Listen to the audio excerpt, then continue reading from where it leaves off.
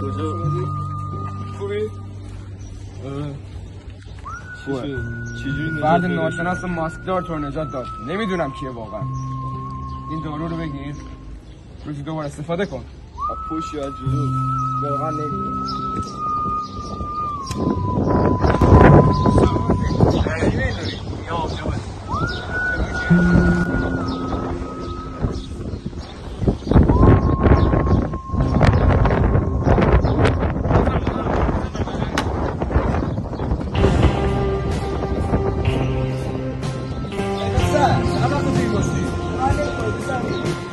Nada que ver nesse ok.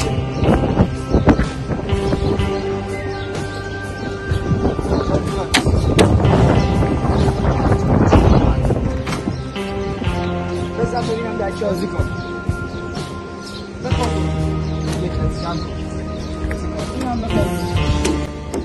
ببین بسر خوب به تو نمیخوره. بازی با من میبرم به تو. هی تو چی میگی؟ گفتم ولش تو کی تعیین میکنه؟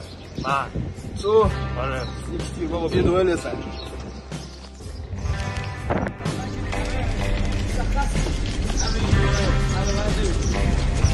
حالا فهمیدی؟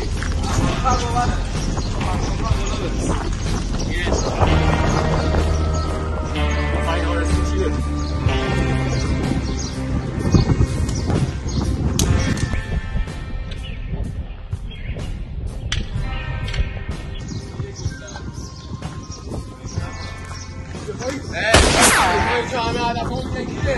همه چیه؟ معلومه دیگه یکشایده. یکشایده رو خودم تکیشه کارش میکنم. باشه ولی الان ما باید فول کنیم با هم. به هدف بیشتری باید برسیم. فکر میکنم این دفعه رو سول میکنیم ولی بعد اینجا خودم